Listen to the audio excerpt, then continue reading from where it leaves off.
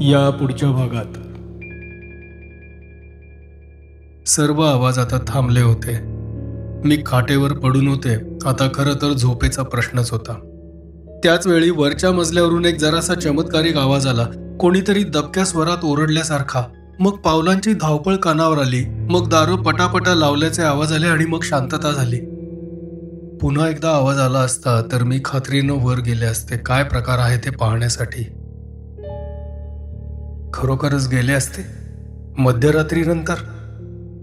माणसाचा स्वतःवरचा विश्वास काचपात्रासारखा असतो. एकदा तडकला की तडकलाच. खोली तळमजल्यावरच होती. सकाळच्या प्रसन्न उन्हात काही जण हिरवळीवर फिरत होते. काही जण मोठमोठ्या रंगीत छत्र्यांखालच्या खुर्च्यांवर बसले होते. काही जण पेपर वाचत होते. काहींच्या हातात पुस्तकं होती. जरा अंतरावर एका मोठ्या छत्रीखालच्या टेबलाभोवती 3 बसले होते. संक्रमण प्रकरण 4 पुढे चालू. का आणि कसं यांच्या जंजाळात शिरण्याची मला काय गरज होती? महाराजांनी सुचवलेल्या मार्गावरूनच जाण्याचा मी त्या क्षणी निर्णय घेतला. फायदा होवो न होवो, नुकसान तर खासच होणार नव्हतं. वाडेकरांनी सूचना दिल्या होत्या त्या अंमलात आणायला हव्या होत्या. यांच्या कागदपत्रात भागवत नावाच्या कर सल्लागाराचा उल्लेख होता. त्यांना फोन करून त्यांची गाठ घेतली. गेली अनेक वर्ष भागवत यांचं काम करत असल्यानं त्यांच्याकडे यांच्या आर्थिक व्यवहारांची संपूर्ण माहिती होती. मला हे भागवत प्रामाणिक आणि कार्यक्षम वाटले. कदाचित क्लायंट लोकांसाठी असा बुरखा आवश्यकही असेल. सर्व व्यवहार कागदोपत्री आणि उघड्यावर होत नाहीत याची मला एव्हाना कल्पना आली होती. श्यामलाबाई, भागवत म्हणाले, एक गोष्ट तुमच्या दृष्टीनं फार सोयीची आहे. परवाच्या एप्रिलपर्यंतचे सर्व रिटर्न भरलेले आहेत. तेव्हा पुढच्या वर्षीच्या जुलैपर्यंत तुम्हाला आपोआपच वेळ मिळालाय. तुम्ही एक करा, दिनकररावांच्या गुंतवणुकीच्या सर्व कागदांची फाईल घेऊन माझ्याकडे या. म्हणजे मग काय स्टेप घ्याव्या लागतील त्याची मी तुम्हाला नीट कल्पना देऊ शकेन. भागवत, यापुढेही तुम्ही आमचं काम पाहत राहाल ना? का नाही, अगदी खात्रीनं पाहीन. तुम्ही अगदी निर्धास्त असा. 5 दिवसांनी मी पुन्हा भागवतांची गाठ घेतली. मला काय काय करायला हवं याची त्यांनी एक तपशीलवार यादीच तयार केली आणि त्यांच्याच परिचयाच्या राणे नावाच्या वकिलांचं नाव सुचवलं. मग या राणे वकिलांची भेट. खरं तर अतिशय कामात असणारा माणूस, पण भागवतांच्या शब्दाखातर त्यांनी माझी भेट घेतली. राणे मोठे अनुभवी, हुशार आणि शार्प. जवळजवळ महिनाभर मी त्यांच्या सहाय्यकाबरोबर बँका, म्युच्युअल फंडांची कार्यालयं, काही खाजगी कंपन्यांची कार्यालयं या ठिकाणी जात होते. कुठे ॲफिडेव्हिट, कुठे इंडेम्निफिकेशन बॉन्ड, कुठे या राण्यांच्या खटपटी. शेवटी सर्व खाती, सर्व गुंतवणुका, सर्व युनिट शेअर, सर्व काही माझ्या नावावर झालं. वाडेकर म्हणत होते ते खरं होतं. खर्च खूप आला, पण कोठेही काही कमतरता राहिली नाही. या सगळ्या व्यापात होते तेव्हा घरातलं एकटेपण जाणवत नव्हतं. तसे आमचे कार्डचे, भिशीचे, साप्ताहिक सहलीचे ग्रुप पुन्हा जमायला लागले होते. त्यापुढे आठवड्यातल्या 4-5 संध्याकाळी आणि महिन्यातून 1-2 शनिवार रविवार चांगले जात असत. पण बाकीचा वेळ. मागे यांना कोणीतरी विद्यार्थी ठेवण्याची सूचना केली होती आणि अर्थात ती यांनी हातोहात फेटाळली होती. पण आता समजा वरचा मजला मी 3-4 विद्यार्थिनींना महिनेमहा काही रक्कम घेऊन वापरायला दिला तर? पैशांचा प्रश्न गौण होता, पण घरात मला चांगली सोबत मिळाली असती. अर्थात आता जमानाच बदलला होता. मुलीही बिनधास्त वावरायला लागल्या होत्या. 50 वर्षांपूर्वी सुद्धा मी मागासलेलीच होते. आता तर ही दरी आणखीच रुंदावली होती. तेव्हा निर्णय घेण्याआधीच या सर्व गोष्टी ध्यानात घ्यायला हव्या होत्या. पण मी मनाशी ठरवलं, जास्तीत जास्त एका टर्मचा, 4 महिन्यांचाच प्रश्न होता. आपल्याला शारीरिक व मानसिक त्रास व्हायला लागला तर आपण या मुलींना टर्म संपल्यावर पुन्हा प्रवेश नाकारू शकतो. निदान प्रयोग करून पाहायला तरी काय हरकत होती. आमच्या ग्रुपमधल्या एकीनं आउट हाऊसमध्ये विद्यार्थिनींची सोय केली होती. आमची भेट झाली तेव्हा मी हा विषय काढला. अर्थात तिची गोष्ट वेगळी होती. मुली घरात राहत नव्हत्या, बाहेरच्या बाहेर जायच्या यायच्या. त्यांच्या मित्रमैत्रिणी वेळी अवेळी जाणं येणं यांचा तिच्याशी संबंधच येत नव्हता. आणि गेली अनेक वर्ष मुली तिथे येत असत. ती काही स्वतःला त्यांची पालक समजत नव्हती. कोणतीही आर्थिक वा नैतिक जबाबदारी घेत नव्हती. तेव्हा माझा अनुभव तिच्यापेक्षा सर्वस्वी वेगळा असणार होता. तरी हल्ली मुलींच्या काय अपेक्षा असतात, शहराच्या कोणत्या भागात साधारण किती पैसे घेतात याची मला काहीतरी कल्पना आली. शेवटी मी वर्तमानपत्रात बॉक्स नंबरवर जाहिरात तर दिली. प्रतिसाद चांगला आला, म्हणजे उत्तमच आला. मी मनाशी ठरवलं होतं की 4 विद्यार्थिनींना जागा द्यायची. सोबतीसाठी एवढ्या पुरेशा होत्या. डावीकडच्या 3 खोल्या मी त्यांना देणार होते. तशी रचना सोयीची होती, कारण खोल्यांना जोडणारी दारं तर होतीच, शिवाय मधल्या मोठ्या खोलीतून स्वतंत्र प्रवेशही होते. जी खोली आम्ही बेडरूम म्हणून वापरली होती तिथे त्यांना चहा पाण्याची सोय करण्याचा विचार होता, कारण तिथूनच बाहेरची बाथरूम वगैरे जवळ होती. वर एक गिझर पूर्वीपासूनच होता. फक्त त्या सर्व खोल्यातल्या सामानाची हलवाहलव करावी लागणार होती. शेवटी मला प्रत्यक्ष वर जावंच लागलं. त्या वाडेकरांच्या बरोबर एकदा वर गेले होते. मामनजी गेल्यानंतर वरच्या सर्व खोल्या आम्ही बंदच केल्या होत्या. तेव्हा वर जायची वेळच येत नसे. तेव्हा इतक्या वर्षातली ही माझी वरच्या भागाला दिलेली दुसरी भेट. आणि अगदी खरं सांगायचं तर मनात जराशी धाकधूकच होती. यांनी शेवटी वरच्या खोल्यातून जे काही तरातरांचे लोक आणले होते, माझ्या नजरेआड जे काही उद्योग केले होते, त्यांच्यामुळे या घराच्या वरच्या सर्व भागाबद्दल मनात जराशी भीतीच जन्माला आली होती. वर एकटीनं जायला नको असं सारखं वाटत होतं. शेवटी मी कामवाल्या बाईला सांगितलं, रखमा, उद्या जरा वेळ काढून येशील का? कारण सांगते, आपल्या वरच्या खोल्या आहेत ना, तिथे मुलींना जागा द्यायचा विचार आहे. त्याआधी सगळ्या खोल्या झाडून साफ करायच्या आहेत. मला तुझ्याकडून फुकटात काम करून घ्यायचं नाही. वरचे पैसे तर मी तुला देणारच आहे. शिवाय आणखी एक आहे, त्या मुलींनाही कामासाठी बाई लागणारच. तुझी इच्छा असली तर तू तेही काम करू शकशील. मलाही घरात आणखी कोणी परकी बाई यायला नकोय. तेव्हा आपल्या दोघींचीही सोय होईल. पण ते मागून पाहू. उद्या तर जरासा वेळ काढून ये, काय? दुसऱ्या दिवशी सकाळी 10:30च्या सुमारास तिचं खालचं सगळं काम झाल्यावर आम्ही दोघी वर गेलो. उजवीकडच्या 3 खोल्यांच्या खिडक्या उघडल्या. सगळीकडे अगदी लख्ख प्रकाश झाला. आमचं सामान आम्ही कितीतरी वर्षांपूर्वी खाली नेलं होतं. आता खोल्या जवळजवळ रिकाम्याच होत्या. मी मनाशी ठरवलं, जे काही थोडं बहुत सामान आहे ते डावीकडच्या खोल्यात हलवायचं आणि इथे सर्वच्या सर्व नवीन सामान आणायचं. 4 मुलींना जागा द्यायची, तर 4 घडीच्या खाटा, गाद्या, पलंग, पोस, उशा, प्रत्येक खोलीत 1 टेबल आणि 3 घडीच्या खुर्च्या. जी तिसरी खोली मोकळी राहणार होती तिच्यात एक मोठं पत्र्याचं टेबल, स्टोव्हसह गॅस सिलेंडर, 6 कपबशा, 6 ग्लासेस, दूध, चहा इत्यादींसाठी काही भांडी. बाहेरून डबा आणला तर वाढून घेण्यासाठी काही लहान मोठी भांडी, काही ताटं, थाळ्या, चमचे, डाव हे हवं. शिवाय बाथरूममध्ये 2 प्लॅस्टिक बादल्या आणि 1 वॉशिंग मशीन. खरं तर मला कशाचा अनुभवच नव्हता. आमच्यातल्या एकीनं सांगितलं की खाटा, टेबला, खुर्च्या सर्व काही भाड्यानं मिळतं. वाटलं तर भाडं तुम्ही द्या, नाहीतर मुलींना भरू द्यात. एकदम खरेदीचा खर्च करू नका. पण ते सारं मागाहून. आधी वरच्या मजल्याला दिलेली ती भेट. सगळ्या खिडक्या उघडल्या. लख्ख प्रकाश झाला. मागच्या कितीतरी आठवणी जागवल्या गेल्या. कितीतरी वर्ष बंद असलेलं पुस्तक उघडलं गेलं होतं.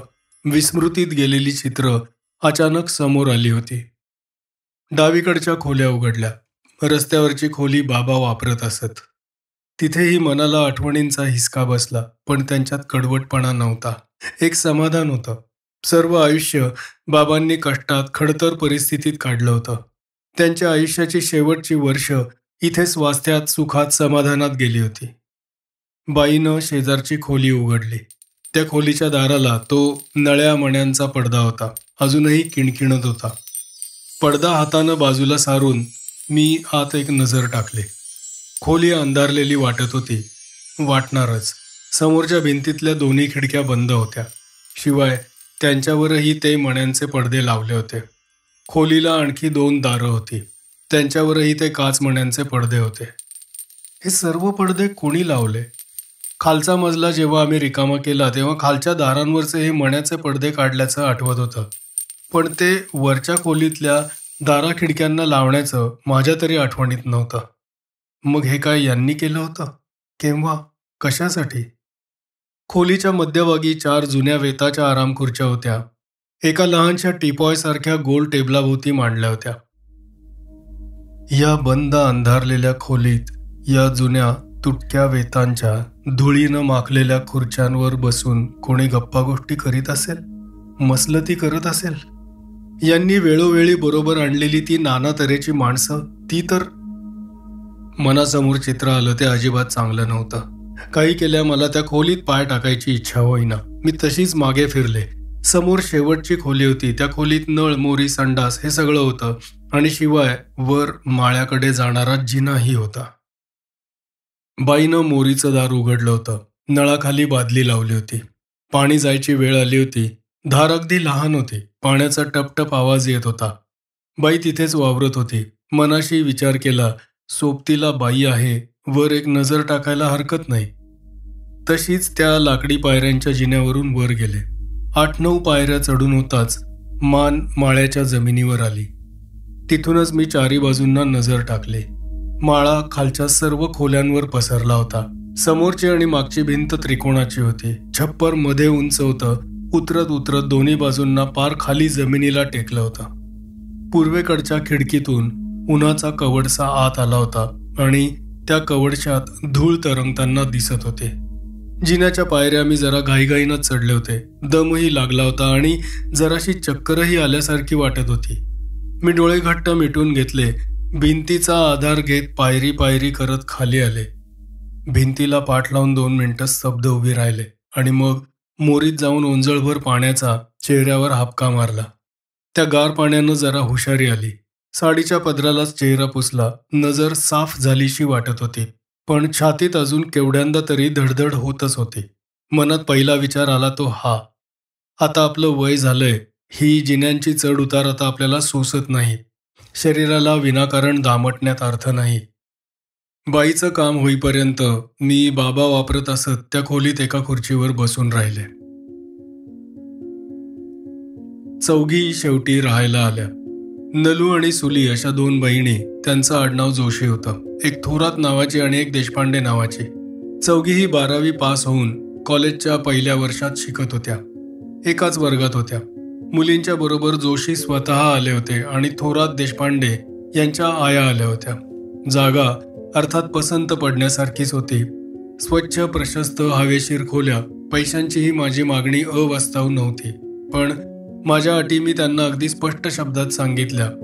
रात्री 10च्या नंतर बाहेर राहायचं नाही. रेडिओ ट्रान्झिस्टर लावला तरी आवाज प्रमाणात हवा आणि इथेही रात्रीचे मित्र मैत्रिणी जमवून गाणी बजावणी, आरडाओरडा, धांगडधिंगा घालायचा नाही. धुणी भांडी साफसफाई करायला बाई होती. तिचे पैसे त्यांनी द्यायचे. तशा चौघीही सरळ साध्या होत्या. आजी, खरंच आमच्याकडून तुम्हाला अगदी कसलाही त्रास व्हायचा नाही, तरी कोणतीही काळजी करू नका, त्या सांगत होत्या. खरं तर मी हा व्यवहार करायलाच नको होता. तो एकूणच अव्यापारेषु व्यापार असाच ठरला. असं काहीतरी होणार याची मला आधीच कल्पना यायला हवी होती. मला कितीतरी खुणा दिसल्या होत्या, कितीतरी खुणा, पण मी तिकडे सोयीस्करपणे दुर्लक्ष केलं होतं. डोळ्यांवरून कातडं ओढून घेतलं होतं. सासूबाईंच्या नाहीसं होण्यापासूनच सुरुवात झाली होती. मग मामंजी, मग यांनाही काही काही जाणवलं होतं. त्यांनीही काही काही उपाय केले होते, पण ते सर्व निरुपयोगी ठरले होते आणि हेही गेले होते. बाबांच्या पूजा अर्चेनंतर सासूबाईंना मिळालेला दिलासा मी पाहिला होता. महाराजांनी सांगितल्याप्रमाणे प्रसादाची वाटी मागच्या कोपऱ्यात ठेवल्यानंतर काय झालं ते मला दिसलं होतं. स्वप्न असेल, भास असेल, पण ते बाह्यसृष्टीत घडणाऱ्या प्रसंगांचेच प्रक्षेप असतात, सावल्या असतात. आणि खूप खूप वर्षानंतर मी मध्ये एकदा त्या वरच्या माळ्यावर अगदी नाममात्रच प्रवेश केला होता. झालेली जीवाची उलघाल, छातीची धडधड, गुदमरलेला श्वास, घामाघूम झालेलं शरीर, या खुणांचा अर्थ मी जाणून का घेतला नव्हता. आमचा वाडा साधा नव्हता. तिथे काहीतरी वेगळं होतं आणि ते चांगलं नव्हतं. झालं. मनात सतत बिरबिरणारे विचार शब्दरूपानं समोर मांडलेत. माणूस स्वतःलाच फसवत असतो, पण त्याला दोष कशासाठी द्यायचा? आयुष्यात समोर असे प्रसंग येतात की त्यांना तोंड देण्या इतकं ज्ञान, धैर्य, विश्वास, मनोबल त्याच्यापाशी नसतं. तो काय त्याचा दोष आहे का? खासच नाही. शौर्य, धडाडी, पराक्रम हे अपवादानच आढळतात. सर्वसामान्य माणूस हा सरळ मार्गी पापभिरू स्वतःपुरतं पाहणारा असतो. मी तरी त्याला अपवाद कुठे होते? त्या संध्याकाळी या चौघींनी आपल्या बऱ्याच मित्रमैत्रिणींना जमवलं होतं. त्यांची वय आणि त्यांचा उत्साह पाहून मीही त्यांना त्या रात्रीपुरती उशिरापर्यंत जागत राहण्याची परवानगी दिली होती. खरं तर या चौघी राहायला आल्यापासून मला एकाकी वाटेनासं झालं होतं. 10 वाजेपर्यंत 15-16 जण तरी जमले होते. त्यांची हसी मजाक मधूनच मोठ्या हसण्याचा आवाज, कोणी कोणी गिटारसारखी वाद्य आणली होती त्यांच्यावर वाजवलेला धून, सर्व काही माझ्या कानांवर येत होतं. एकदा मी बाहेर अंगणात जाऊन वरच्या मजल्यावर नजर टाकली सुद्धा. कितीतरी वर्षांनी वरच्या सर्व खोल्यातून दिवे लागले होते.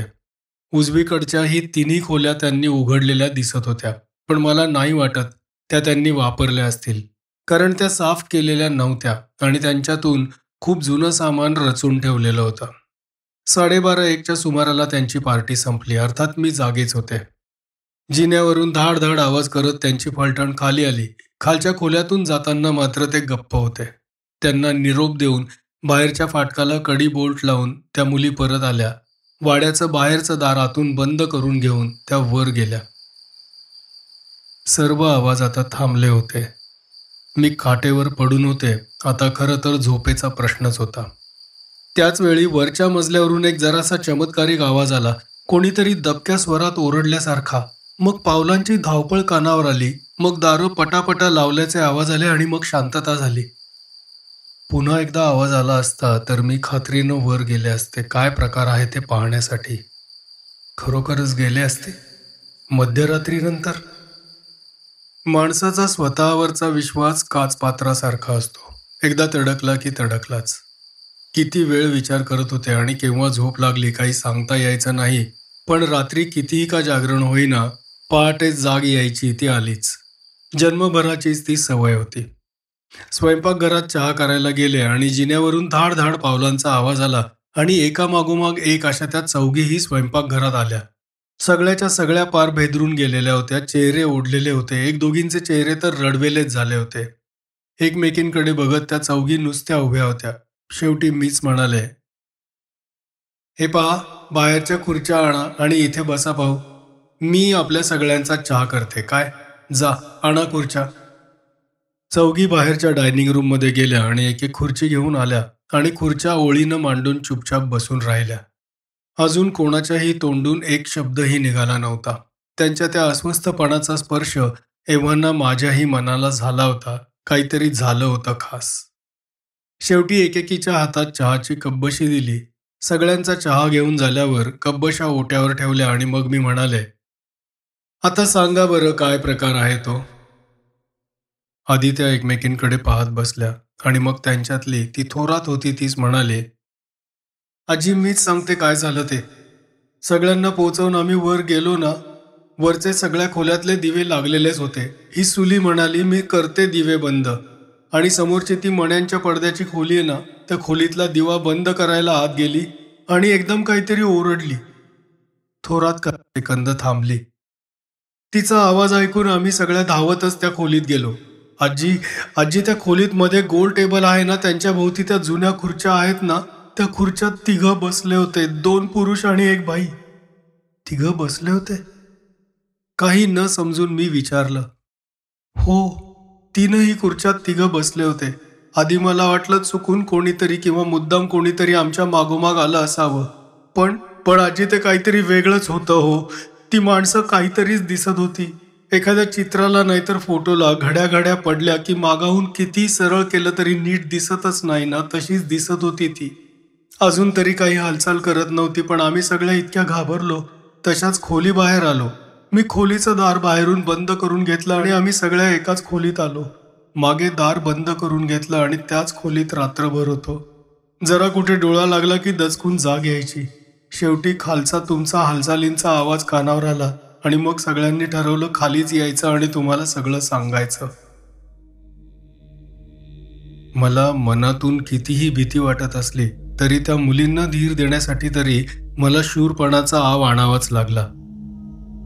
चला बरं, आपण वर जाऊन पाहूया, मी म्हणाले. आता आपण 5 जणी आहोत, काही घाबरायचं कारण नाही, चला. एव्हाना बऱ्यापैकी प्रकाश झाला होता. मी आणि माझ्या मागोमाग त्या असे सगळे वर गेलो. डावीकडची दुसरी खोली, बाहेरून कडी घातलेली होती. मी कडीबोल्ट उघडला तेव्हा खडखड आवाज झाला, मग दार उघडला.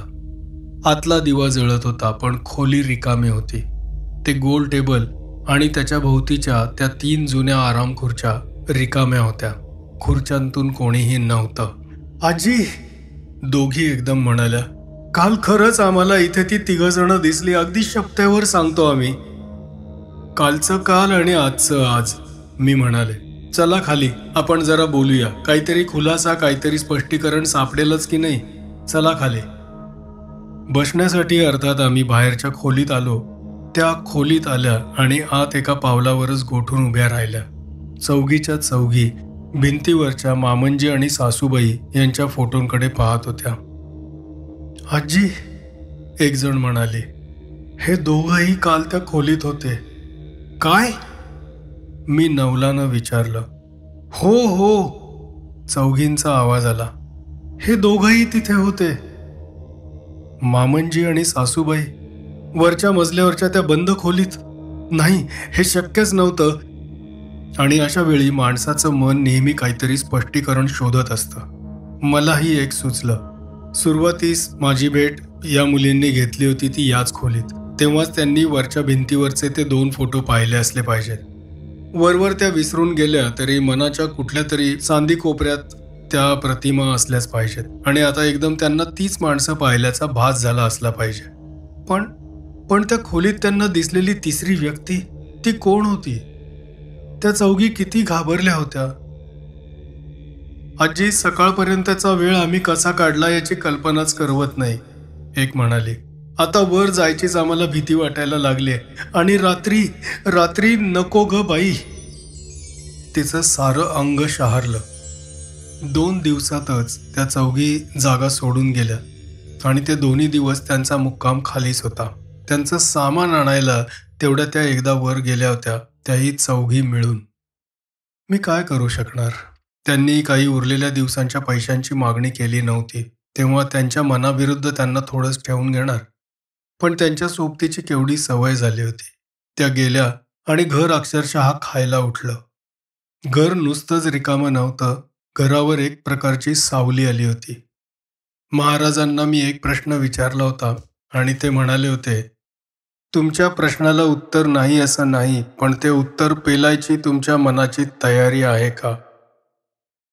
त्या मुलींना वरच्या खोलीत दिसलेला किंवा दिसलासा वाटणारा देखावा, तो माझ्या प्रश्नाच्या उत्तराचा एक भाग होता का? घरात एकटीनं राहण्यानं मनावर ताण येत होता याची जाणीव झाली. काही दिवस तरी सुटका हवी होती. तुमच्यापाशी पैसे असतील तर तुमच्या सर्व गरजा भागवल्या जातात. शहरापासून 6-7 किलोमीटर अंतरावर सिनियर सिटीजनसाठी खास बनवलेली वसतिगृहासारखी एक संस्था होती. स्वतंत्र खोली, चहा, नाश्ता, जेवण यांची सोय, मनोरंजनाची सर्व साधनं, आसपास छान हिरवळ आणि बगीचा. पहिल्या भेटीतच मला तो परिसर अतिशय आवडला. आठवड्याचे पैसे आगाऊ भरून मी तिथे राहायलाही आले. आल्याच मला नाश्त्यासाठी बोलावणं आलं. नाश्ता खोलीत किंवा मोठ्या हॉलमध्ये कुठेही घेता येत होता. मी हॉलमध्ये गेले.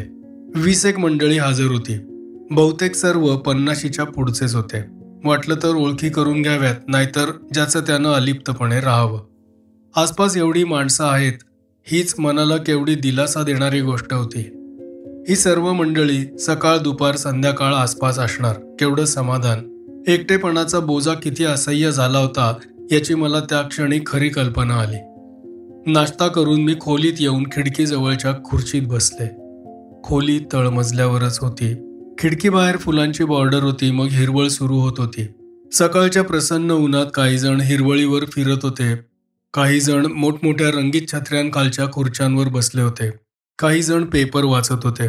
काहींच्या हातात पुस्तकं होती. जरा अंतरावर एका मोठ्या छत्रीखालच्या टेबलाभोवती 3 बसले होते.